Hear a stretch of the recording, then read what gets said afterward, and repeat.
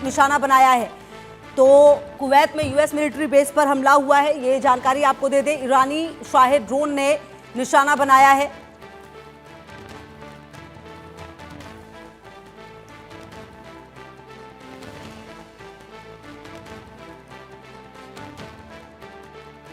तो ये बड़ी खबर आपको बता रहे हैं। और चलिए हम लगातार अब आगे भी बढ़ते हैं और मेरे साथ air commodore retire Sanjeev Mendiratta ji जुड़ गए हैं। बहुत स्वागत है सर आपका। डिफेंस एक्सपर्ट हैं। निपुण जी मेरे साथ विदेश मामलों के जानकार भी जुड़ गए हैं। बहुत स्वागत है आपका भी। और सबसे पहले सर मैं संजीव सर आप ही के पास आना चाहूंगी, क्योंकि कहीं ना कहीं अब जो ये पूरी परिस्थिति है, अगर ईरान की देखी जाए, ईरान जो बिल्कुल दो खेमे में बटा हुआ नजर आ रहा है। एक खेमा वो है जो बहुत खुश है, एक खेमा वो है जो बहुत ज्यादा परेशान है, बहुत ज्यादा रो रहा है। क्या ईरान के लिए अभी खुद से लड़ना जो है वो एक मत बनाना सबसे बड़ा चैलेंज है, उसके बाद ही क्या वो बड़ा एक्शन ले पाएगा? दूसरी तरफ अमेरिका और इजराइल किस तरीके से तैयारी कर रहे हैं आने वाले समय के लिए? अभी ईरान के पास बहुत लिमिटेड ऑप्शंस है। हालांकि उनके दो खेमे में बट गए हैं, लेकिन अगर ना भी बटे तब भी उनके पास ऑप्शंस बहुत लिमिटेड होते जा रही हैं जैसे जैसे वक्त निकल रहा है। क्योंकि अभी इसराइल ने शुरू किया है उनकी मिसाइल्स और उनके मिसाइल्स इंफ्रास्ट्रक्चर प्रोडक्शन, उन पर अटैक करना शुरू किया है आज शाम से। क्योंकि उनका मेन एम यही है कि उनकी टोटल मिसाइल इंडस्ट्री को खत्म कर दिया जाए, ताकि वो अगले कुछ वर्षों तक वो एक दोबारा चैलेंज ना बन पाए।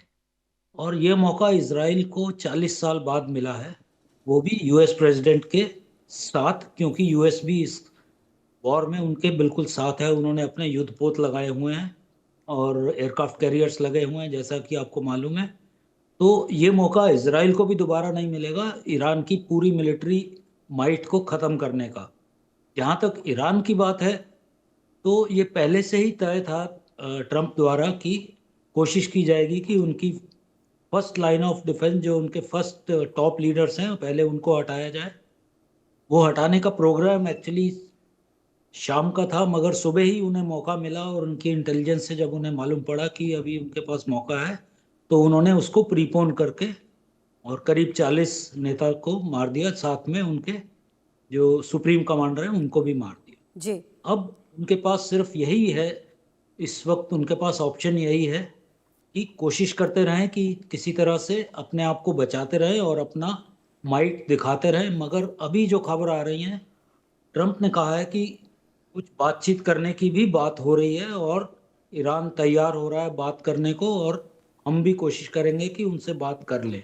तो क्योंकि अभी ऐसा लग रहा है कि ईरान को शायद ऐसा लगने लगेगा कि अगर हम अभी नहीं रुके तो शायद हमारी पूरी मिसाइल माइट खत्म हो जाए।